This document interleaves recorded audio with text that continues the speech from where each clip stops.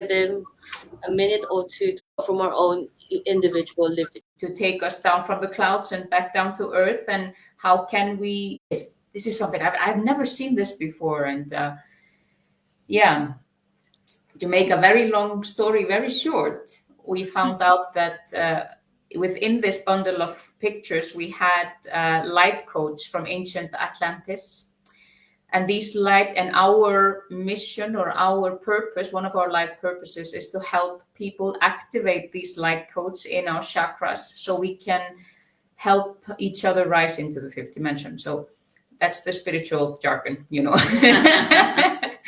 It basically means that they help us get closer to our heart and to our soul, and to live authentically, and to live our own truth.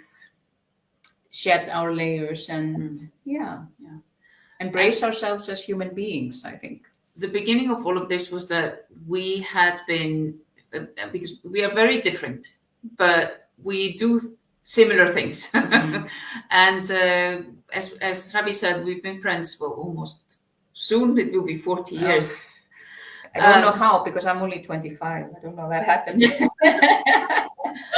But we've gone through a lot of things in life. Mm-hmm. So a lot of things have happened. And the start of Starcodes Academy was basically that we had been on the spiritual path for a long time, but we were doing corporate jobs. Mm-hmm. And it was not fulfilling our need to be creative, to be authentic, we were not in tune with our hearts and with who we really are.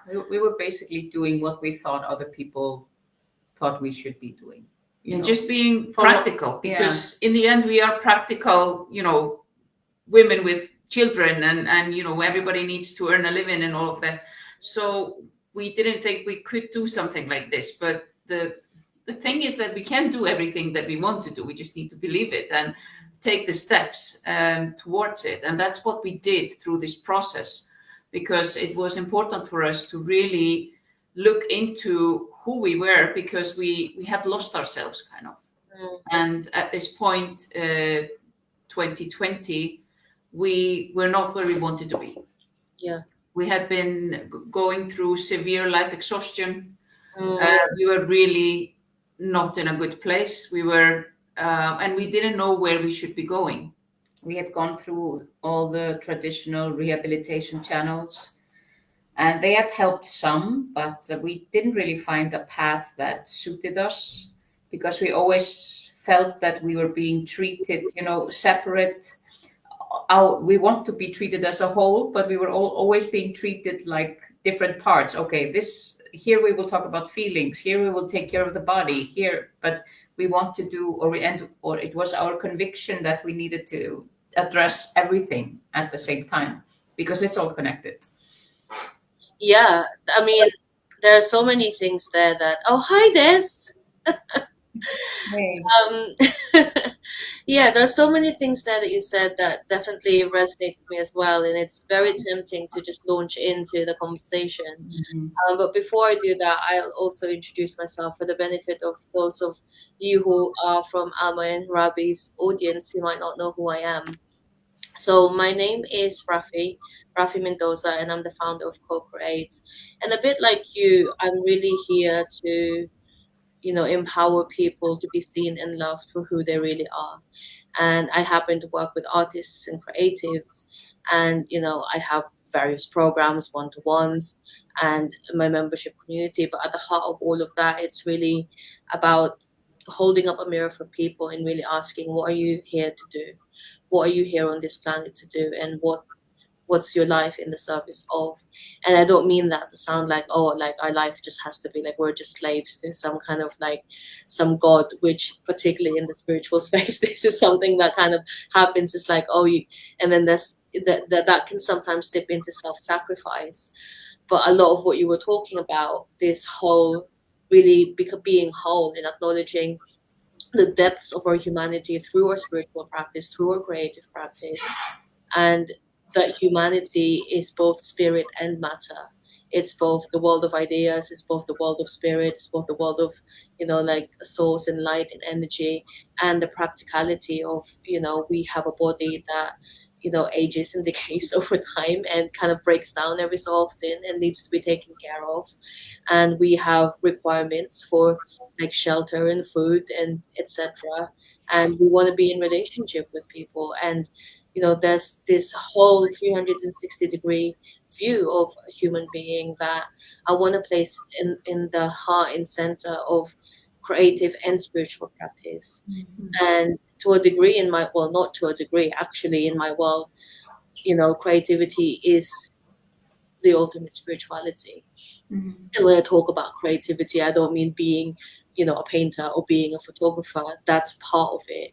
But creativity, like we're making something out of nothing with our very consciousness. And we all do that as human beings. And the distinction is whether we do that intentionally, in which case we're creating a life that we love, or we're doing that unconsciously, in which case we're kind of creating a nightmare. Which, there's a kind of humility in admitting that we all function in that way from time to time. We all fall asleep and we walk around our life in a kind of, daze. Hi, Leslie. And so so that's also the core of what I do. And it's interesting that you said that your journey started in 2020. I don't know if I knew that, but that was also the kind of start of my journey with Co-Create. Because before that, I was running a brand and design agency. Fortunately, unfortunately, employment never in me, it just didn't happen. I couldn't. Fundamentally unemployable. So, but I was running my business, and on the surface, it looked really fine. I had great clients, good retainers, like clients coming in through the door, always inquiries there. I never had to market myself. It was all just referrals, and I enjoyed what I do, and I was really good at it. But I wasn't evolving anymore. Up until that point, I was evolving. I was learning so many things, most of which I'm using on a day-to-day basis in this business, in my life now. But applying myself in that model, in that business, in that container, in that framework, just wasn't enough anymore. It wasn't satisfying. It wasn't fulfilling. And so I had to pivot. And I had to really take the risk and say, I'm going to do something that isn't what people are used to me doing. I'm going to offer a service that I don't know anybody wants. Branding design agency, like that, everybody wants you, everybody needs you. But like to work with artists and it's like, what am I doing? This doesn't make any sense. And yet in my heart and in my spirit, I knew that was what was aligned. And so I followed that calling, and here we are. So yeah, it's so similar to what we have been doing, because because working in the corporate world, for me it was like creating money for someone that I never saw somewhere. Yeah, and it was, I had lots of fun and I was working with great people, but in the end I wasn't growing. And I really, what feeds me is seeing other people grow. Yeah. And I think that we often get stuck in the illusion that if you're good at something, that's your purpose. Yeah, right. But I mean, we are both good at so many things, and we find so many of them so boring.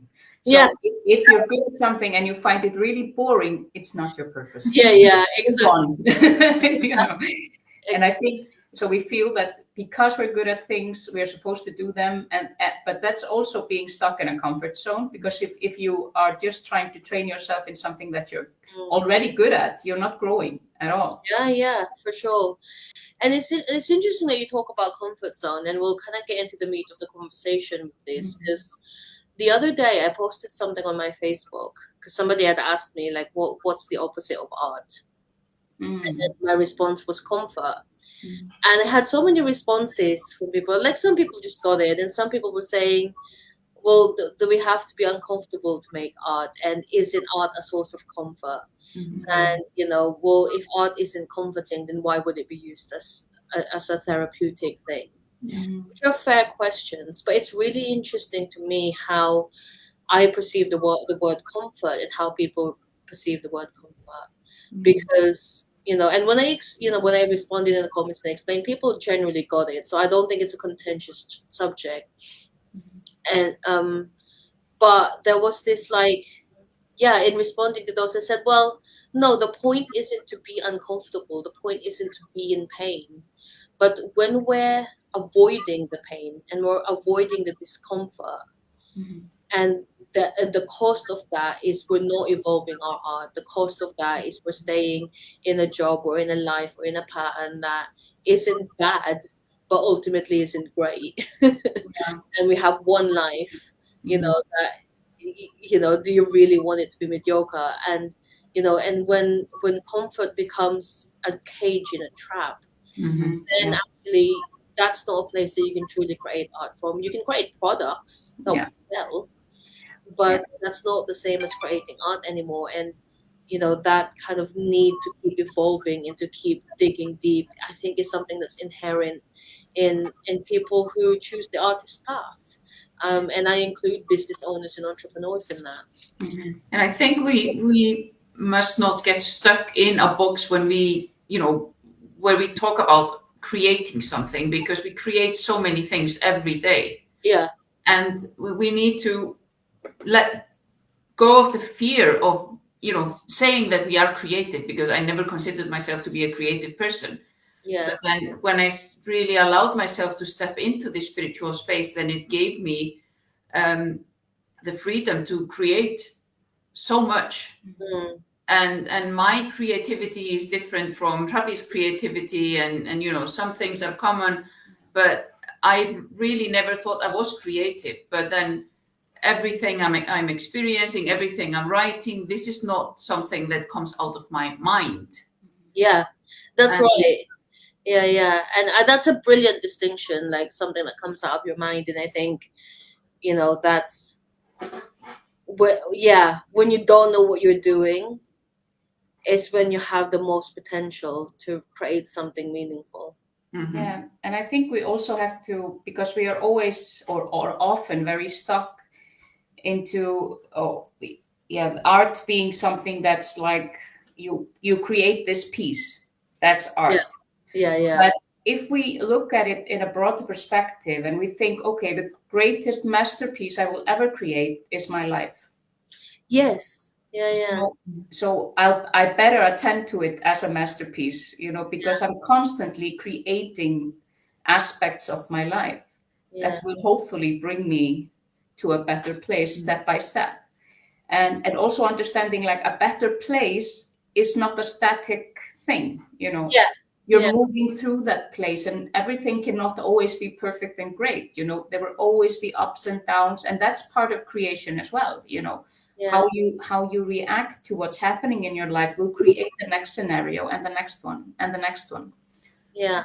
Very important to be flexible and willing to change, and not have a really, narrow mind when it comes to creating something, because we need to feel the energy. We need to let ourselves flow with everything, and it becomes so much easier to create our lives and everything else in it when we really let go of this, first of all, fear of creating, and then I would say also this fear of just, exploring and finding out what we can do. Because when we let go of this fear and these restrictions, then the magic happens, I think. Yeah, absolutely. And just a great comment here from Anna before we delve deeper into that. I think that people get so tired doing the boring thing that isn't their purpose. That manifesting beyond the comfort is difficult to even see. Then people really get stuck in a rut. And and that's why it's so important. I mean, it's so important to surround yourself with people who challenge your perspective. And because that's how you grow. And I'm not even going. Yes, it's important also to find people like what we are doing. We are doing similar things in different ways. And there are so many people like us out there that are, willing to support and help people move beyond this comfort and really start exploring. And I think that's important, that we should seek help and support. And we will never be solving every problem, but we can be a part of their lives for some time, and then they move on to something different. It's just find someone to work with that you can start exploring your options and who you are and what you feel like doing. Exactly. And I think there's so much dialogue is underrated, just the ability to talk to somebody who's actually listening, the ability to talk to somebody who can see you for who you truly are, rather than just one fragment of your identity. Hi, Debbie. Hi, Debbie.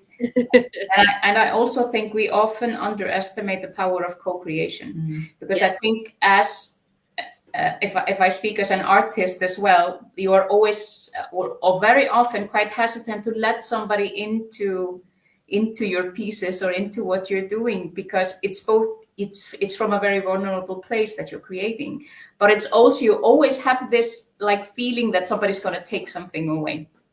And that's insecurities that are very deep within us and we have to work through. But I think, as we have witnessed through our work, is that when we come together, if it's just the two of us, or when we're working with the groups in our seminars, or if we just think in a broader perspective, I mean, how are we going to co-create a better world? And being conscious on where do we put our energy? Am I going to be constantly worried and angry? Because, of course, there are horrible things happening all over the world, and it's good to be aware of them. But if we constantly put fear into the situation, that's what we're creating. We're creating more fear, and we're feeding all the bad things that are happening. So we have to use our creativity and our creative minds and our creative powers to see the world as we want it to be, and create the scenarios that we need. Absolutely. Happen. And there's a reason that there's no coincidence that the name of my company and my membership is Co-Create. Yeah. That's exactly what you said, exactly what it's about. And I speak to so many artists and creatives all day, every day, clients, but also non-clients. And the other day I was asking some people, what's the biggest challenge that you currently face in your creative practice? And, so many people said, oh, the world. And it's like, so you kind of coax out a bit more information from them. And there's, people find it, particularly artists who are sensitive by nature energetically, find it so distracting that there's all this mayhem going on. The world's on fire, in some form. Yeah, it is. And, and there's this kind of like feeling of hopelessness and resignation that this is the world that we live in. And now is absolutely the time where art matters, poetry matters, music matters. This spiritual work matters for your own self-discipline, for your own spiritual journey. That's what matters now, because the world is on fire, and the external reality is only ever a reflection of what's going on internally. And we have to start here. We have to start. Yeah.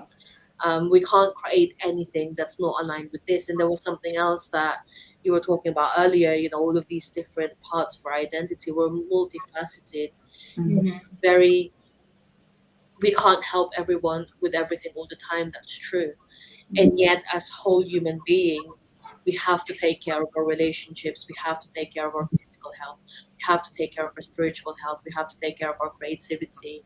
We have to take care of our emotional health, our mental health, and all of these things, like our energetic, our sensitivities. And these are things that we can't do alone. It's like the honest answer. And I think there's something very interesting that I've noticed about you two in particular, because like you're a we. Like I can't speak for one of you, like, because that doesn't exist. So as we're speaking about co-creation, which is also one of these things that it's like a big word, and what does it really mean?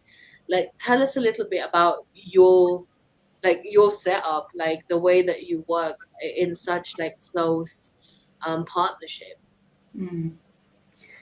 Well, we've had our ups and downs, definitely, in the partnership. So we have both, because we think very differently. Our approaches are very different, and but I think we were very determined from the very beginning to make this work, because we have such a strong calling towards what we're doing. And I mean, the basis of everything we do is when we sit down and we channel information from light beings, and tapping into the co-creative space, as we can say, and it's so interesting. Every time we do that, we sit in different computers and we're channeling, and then when we read everything over afterwards, we're basically saying the same things in different words. So it always proves to us, okay, we are tapping into the same same space, same consciousness. We sometimes sit and laugh when the other one is reading what we have been writing, because it's the same things, and it's like they're making sure that sometimes it feels like they're making fun of us. But it's always these confirmations that there is this connection, and we do a lot of our channeling is through writing. Most of it is through writing. I mean, that's that's interesting. And Anna again said, finding a community of people that's aligned with your purpose has been helpful for me. Finding and engaging them is the hard part. We'll address that in a minute. It'd be interesting to see your thoughts around it. But it is that, like, there's obviously your partnership, and not just the support that we get from coaches, but like I'm a big fan of things like accountability partnerships, and like finding partnerships and building something together. And these kinds of collaborations for me is like one of the things that makes business really fun, because I don't have to do it on my own. And when you kind of connect with people who are doing seemingly completely different things like us, and yet at the heart of it, you're participating towards the same vision of the world. It's a fundamental thing. And I think one of the things that I do with my clients, almost that it doesn't matter whether it's at one-to-one, in the membership, or my group programs, one of the first things that we talk about alongside health and self-leadership is purpose and vision. Because it's when you have a purpose that you're in the service of all the time, that things make sense. That's where alignment comes from, because like when you're clear about what you're here in the service of, taking care of your health, taking care of your creativity, taking care of business, taking care of your finances, becomes things that you just do, because so that you can function in the service of that purpose. And when we create that purpose, and when we create that vision, and I think it is something created rather than discovered. When we create that, like, we also recognize that it's too big for us to do on our own. But knowing what that vision is means that you can find other people who are participating in the same vision. And you can, and so it's like, if I do my part in my everyday, then the mission or the vision will get accomplished eventually, probably beyond my lifetime, but it will happen, and I'm just contributing to that. And for me, that takes a lot of pressure off. I don't know about you guys, but that's a very relaxing concept for me. And I think in all of this it's important to find, as we've been talking about, the spaces where we can feel safe and secure to explore and express ourselves. And I think in our partnership, it was important that we went through 9 months together of, digging through all the dirt that we have accumulated throughout the life. And we really had to be raw and honest and vulnerable with each other. And this has been a big part of our partnership. Is also, we make sure that it's not just my responsibility to take care of myself, but also, we take care of each other, especially by pointing out when we are not doing well, and we need we all sometimes need a bit of accountability to and it's done. It's that's partnership and accountability. And I think there's certain words that I think make people tense, like super tense, and one of those words is commitment. The other one is decision. And the other one is discipline, and the other one is accountability. But when we look at all of these other big words, it's like discipline's an interesting word because actually the root word of discipline is disciple, which means to follow. And if you're leading from yourself, if you're leading from your own wholeness, then really you're just following yourself by being disciplined in the things that supports your life, it supports you in your purpose and your vision. And with accountability, it is hard to hold yourself accountable because comfort is comforting. Comfort is comfortable even and because it doesn't push us. And so when we kind of enroll other people into holding us accountable by joining communities or for finding partnership, we're kind of like entering into a contract of really making sure that you don't get away with your own seeking for comfort. And it can be done in a really it has to be done from a place of love and compassion, which is what I hear when you talk about the accountability that you bring to each other. It's like it's a responsibility that we take not for the other in a codependent way, but a responsibility that we take for the entire partnership. And also just understanding I don't want to use the word limitations, but I can just share from my own personal experience that communicating something that is or if I need to talk about something that I find difficult talking about, has always been really, really hard for me.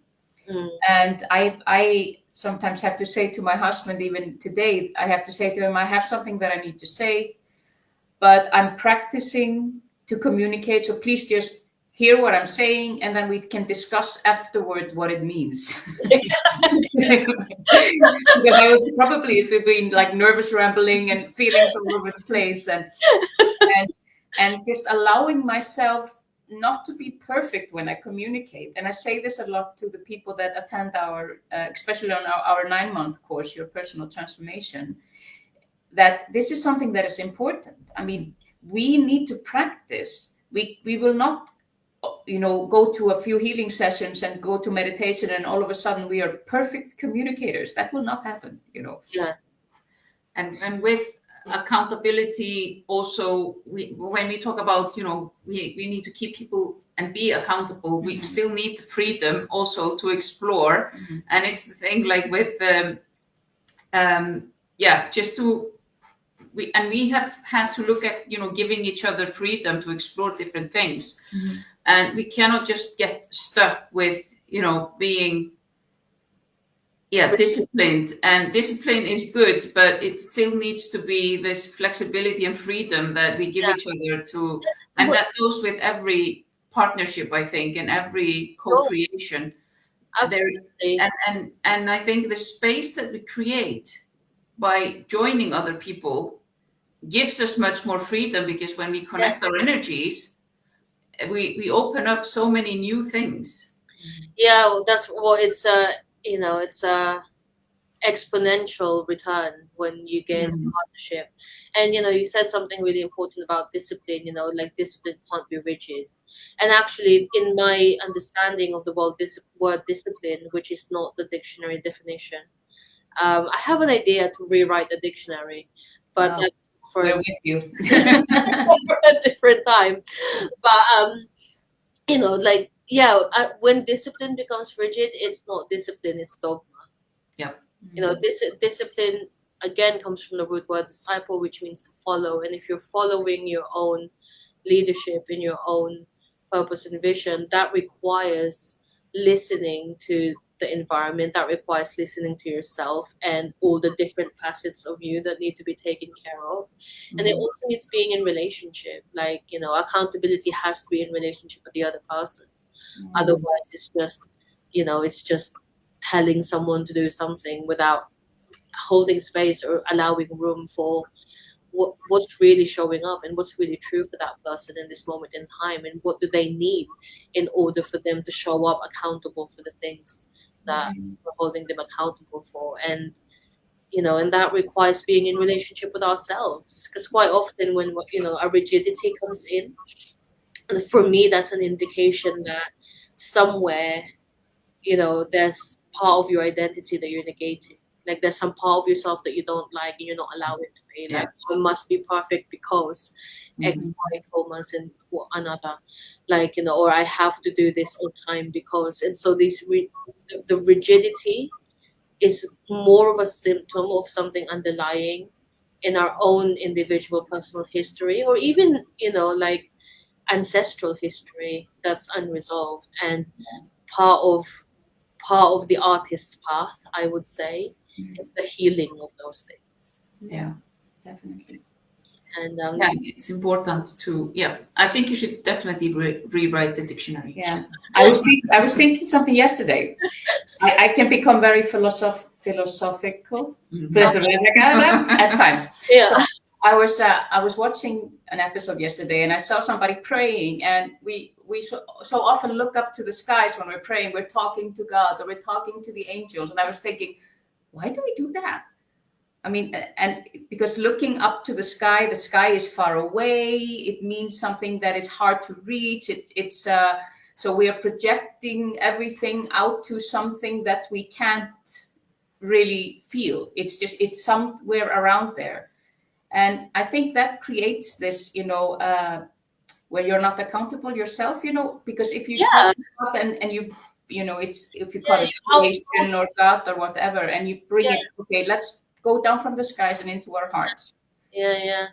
And this, I mean, like this thing with accountability and, like God being up there in this kind of distance, and we're outsourcing power and we're outsourcing. Yeah, definitely. Yeah. And, and I was talking to somebody about the 10 Commandments. Anyway, we were talking to somebody about the 10 Commandments, and I was like, the reason it didn't work was because we had nothing to do with writing it.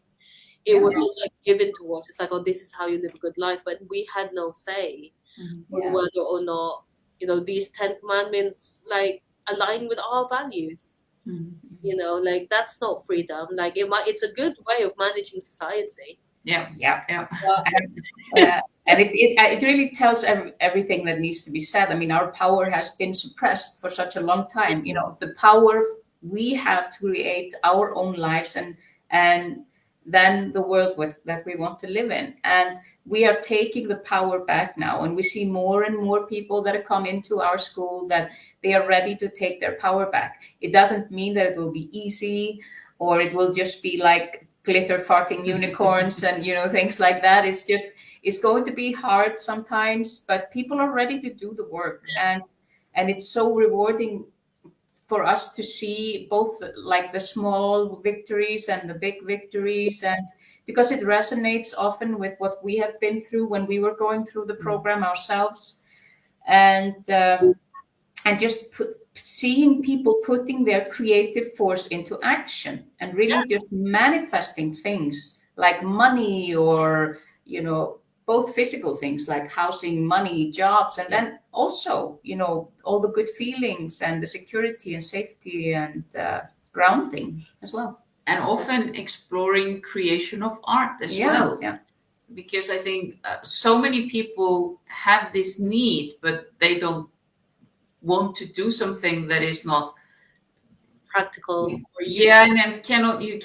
I'm not an artist, so I cannot create something. That's very common. People say that, but and I think many in our generation, because my dream was to be an artist when I was a kid, and what I heard from my surroundings was, well, that will never make you rich.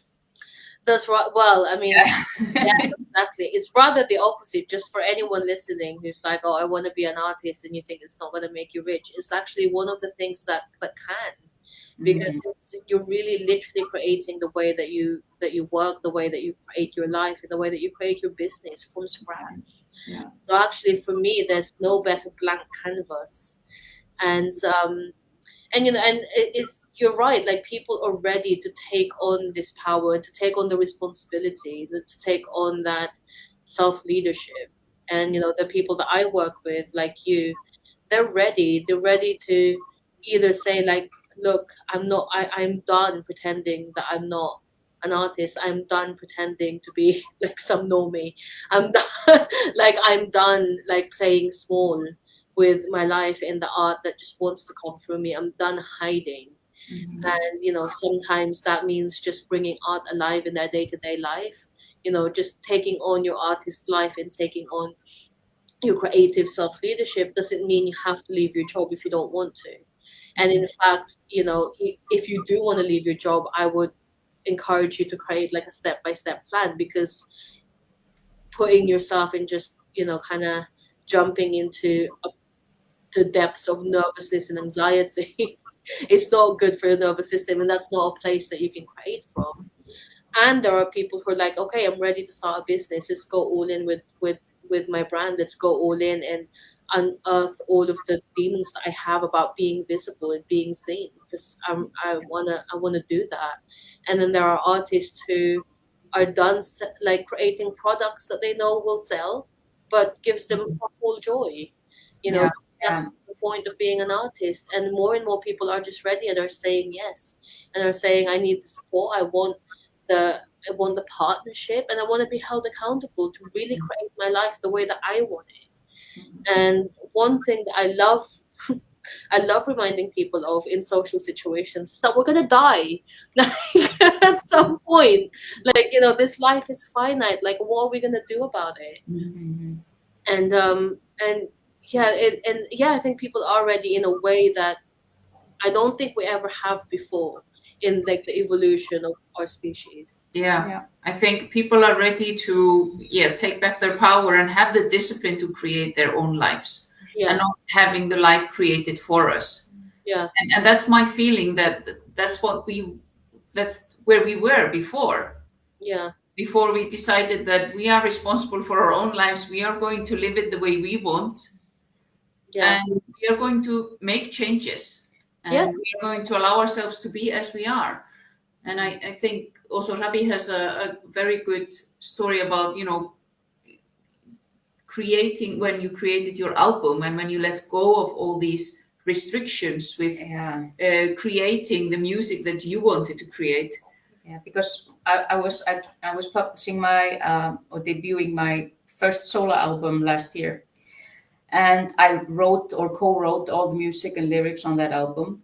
And I was so stuck to begin with, how people were asking, what kind of album is it? What kind of music is it? And I was like, and it gave me so much anxiety that I to like put myself in a box and decide what kind of artist I am. So I in the end, I just decided that I wouldn't decide. I would just write the songs that I wanted to write in a way or in the style that they came to me. And so the record is a bit, everywhere, but it's me. And it was very freeing to just decide to do that.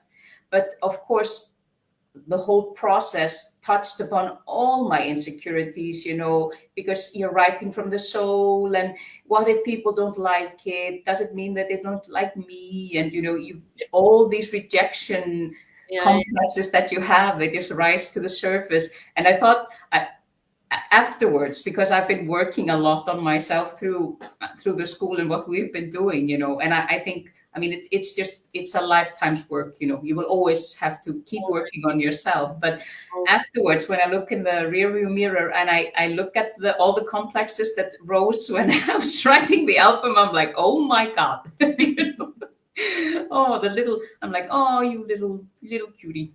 And I think that's the right attitude to have, is to really hold those gremlins. I like to call them gremlins. Insecurities, and to hold them with a lot of compassion, because actually they're there to protect you. They're there to protect you from threats that it once perceived were real. And that's an important part of our nervous system. That's an important part of our biology and our makeup. And it's not appropriate to just ignore them or negate them or make them wrong or make them go away or ignore them. Like, we have to approach it with that kind of like softness and gentleness. And and you're right, this never ends. I'm in the middle of a launch right now, or promoting a launch which I'm starting next week, and Like, and it's like, I still find myself like getting on my phone, like in the mailer light up, like refreshing and refreshing, seeing how many people subscribe, why aren't enough people subscribe. Yeah. Like, I want to have 1,000 people. There's only whatever many, and all of this stuff. And like, even with all the training and all the tools, I have to so consciously bring myself back to myself. This is the time where I think I haven't got time to go for a walk. I think I haven't got time to eat properly. I think I haven't got time to meditate. But these are the times where I absolutely fucking have to maintain my sanity. And yesterday, like, I just had a difficult moment with that. And I consulted the I Ching, and then it said, calm the fuck down, basically. And it's like, well, I already knew that, but it's like, this it doesn't matter how much you know. This is a lived experience and a lived Yeah. and you rely on all of the tools that you've got at your disposal, because you can't do this on your own. Yeah, and I think it's also to remember when you're creating whatever you are creating, it's about quality, not quantity. Yeah. It's not about how many hearts you touch. It's about in what way do you touch people. Yeah. And for me, I mean, I wrote songs about my a lot of traumatic experiences in my life. One of them was that I lost my son-in-law to suicide. And I wrote the song about, I was trying to put myself in his shoes and trying to, okay, what does it feel like when the only way out for you is just to disappear? What does that feel like? And today I have a few people that I know I can see that when the anniversary of the person they lost tragically like that comes up, I can see that they start playing my song again, because it gives them comfort. So I think, okay, if it's 10 or 15 people that I can help heal, it doesn't matter how many, views I have on Spotify or whatever. If it helps them, I'm happy, Exactly. And it literally, if even just one person. Yeah. We all want to increase our impact. Like, there's no point denying that. We all want to reach as many people as possible. But, sometimes in the pursuit of bigger impact, we lose the essence of what we're actually doing. So, and like reminding ourselves of that it's a practice. Yeah. Like purpose is a practice, not an end goal. Self-leadership is a practice, not an end goal.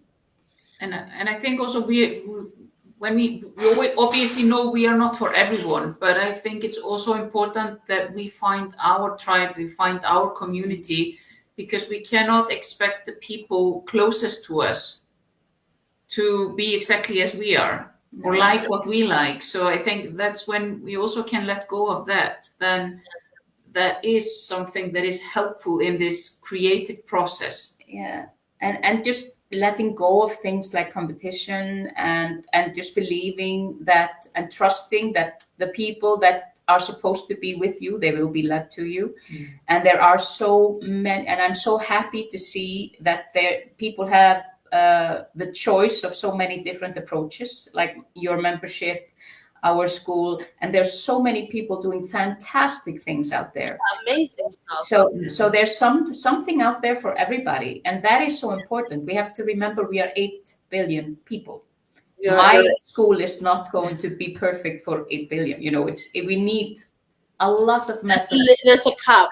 It's just we need all these methods, all these fantastic people doing all this great work. So we can't, because it's co-creation. We need to do this together. Yeah. Absolutely. And just I want to allow some time at the end for all of us to talk a little bit about, how people can work with us. Before we do that, I want to just address something that Anne has said, which I think is a nice summary.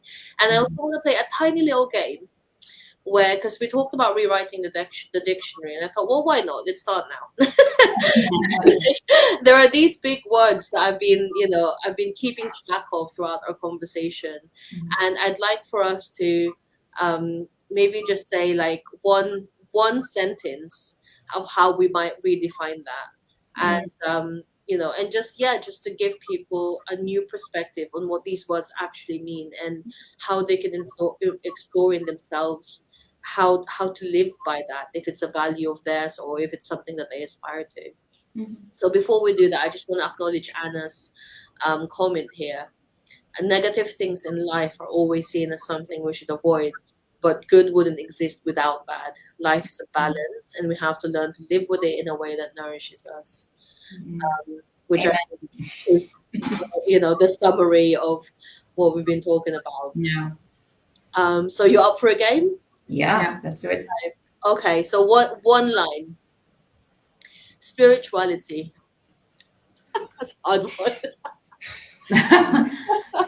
It's a very practical thing to keep in life because it's something we all need and we can base everything on it. It's a simple practice that we do as part of everyday life and not some ceremony for me. Yeah. I would say spirituality is when we activate our own personal power to manifest the life that we want. So for me, spirituality is remembering who we are and what we're here for. So 3 sentences for you guys. And if you guys feel free to play the game, let us know in the comments how you would define spirituality for yourself. Okay, next one, healing. I start. Healing is when we grow from our wounds. We consciously grow from our wounds. When we imply wisdom from what we learned from our wounds. Healing for me is working through whatever has happened in this life and other lives, and we come out stronger on the other side and we learn from it. And I think for me, healing is becoming whole with the parts of ourselves that we've made wrong. And Anna says about spirituality, normies would say religion. I like yours.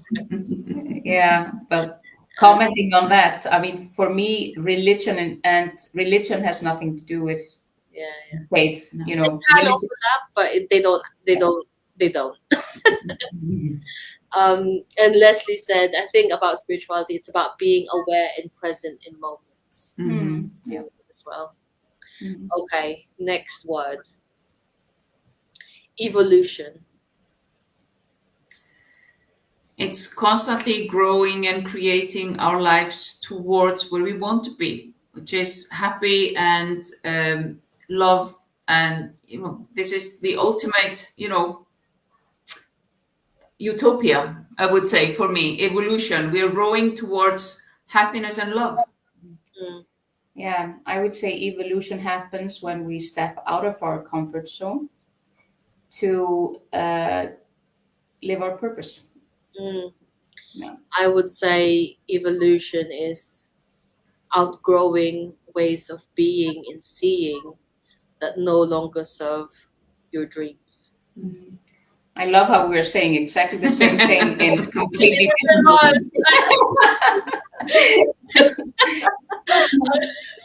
Okay, one last word before we start wrapping up a little bit.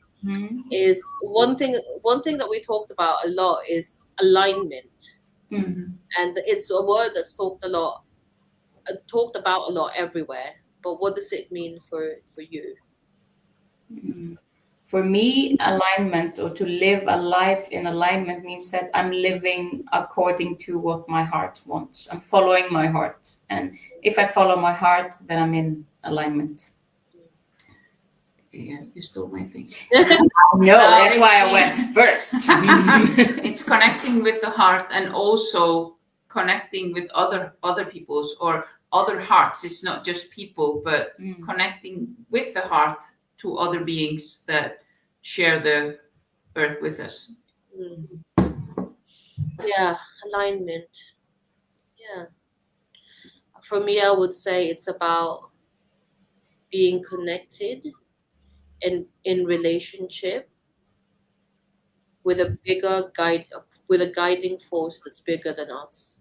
Yeah. Again, we're saying the same things, but again, different people will be listening and they will be like, oh, what Raphy said, and the other would be, what Alma said. Yeah. And Leslie said about evolution is expansion and loving in peace.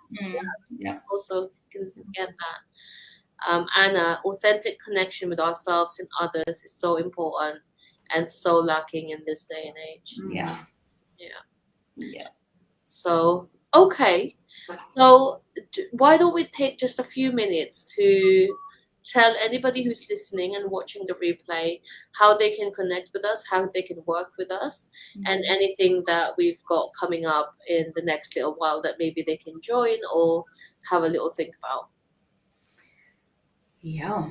Well, I think the first thing that we are putting out there for English-speaking clients is our workshop, Your Personal Transformation. And that's the backbone of our operations. And we are hoping to offer that to English-speaking clients in 2026. So I think that's the biggest thing. So now we're translating all the material, and it's like 60 audio files, like education and medication and meditation audio files. No. So that's what we're working on now. I mean, it's a 9-month journey, so there's a lot of content that comes with it. A lot of material. Yeah, but what we have right now, because we are obviously coming from Iceland, we are very close to beautiful nature, and it's quite often it's quite raw, and we have a meditation bundle on our website that is called Connecting with Nature, where we go out and connect with different parts, like a stone or a rock, or we connect with a plant, tree, water, and connect with Mother Earth. And that is on our website now. And we are very focused. Like the whole of last week, we spent outside doing some healing work in a remote part of the country. Yeah, so we call it our community service. We travel around the world and we open up light portals that help cleanse and heal the effects that humanity has had on our planet. So sounds amazing. Yeah. Cool. You're coming to London soon as well, right? Tomorrow. Oh yeah, of course. Oh my God, time is so meaningless sometimes. Okay, thank you for sharing that. Just before I talk about what things that I've got coming up, I just want to acknowledge some of the other definitions that people have put in the chats. From Jamie, evolution is growing into who I know I am and being true to self and spirit. Alignment breathes vitality and clarity. And actually, Leslie had a previous comment that had a typo that I prefer. Alignment deaths by that vitality and clarity in a bigger force. Because actually, I don't think we don't have time to talk about death today, but it's a subject I love to talk about, and it's what has us really be aware of our own life and the finiteness of it. So there is no life without death. Could you all DM me your website?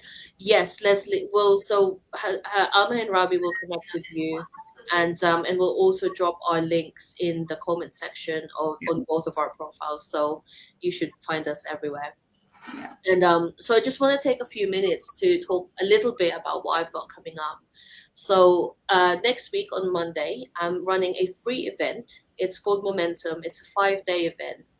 And the whole thing is designed for you to go through a framework that I've been developing for the last year or so, maybe a little bit more, that's really allowed all the people that I've helped, my clients, as well as myself, to build momentum in your creative practice. And a big piece of that is literally putting your work out there. Because for a lot of people, they say, oh, I'm not putting my work out there because I don't have momentum. But actually, I think it's the other way around. You don't have momentum because you're not putting your work out there. And so I've been able to develop a 5-part framework, which is actually very largely inspired by the 5 transformational elements. That's the foundation of many Eastern ancient wisdom, like the I Ching, like traditional Chinese medicine and shiatsu, and these kind of practices that I've had the privilege of learning over the last few years as well. And, you know, and what I realized, these 5 transformational elements apply to everything. They're the kind of the elemental foundation of all things created. And so as soon as this kind of clicked, this framework kind of like came into being really quickly. And I'm going to be teaching you that framework next week for free. It begins on the 23rd of June. And I'll drop the link somewhere and you can join. I'd love to work with you, whoever you are. And if you want to ask me or Alma or Hrabbý about anything from this conversation that you felt really resonated with you, then I think the best way to get in touch with all of us is on Facebook. So just follow us, send us a DM. Our DMs are always open and we're here to talk. Yeah. This event sounds very exciting. Yeah, it sounds really exciting. We have some people to tell about this. Amazing. Yeah, cool. So yeah, I think that's it from us today. I want to say thank you to everybody who joined us. We've had a really lively chat. Thanks to Leslie, to Jamie, to Anna. Des even made an appearance, Debbie, and yeah, I really appreciate you guys spending some time with us. And I really appreciate you, Alma and Hrabbý, from joining me all the way from Iceland. And I'm so excited to see you guys on Friday. Yeah, too. Thank you so much for having us. Yeah, thank you for inviting us. It was an honor. We will continue talking on Friday. Yeah. See you guys soon. Yeah. Thank you. Bye-bye. Bye.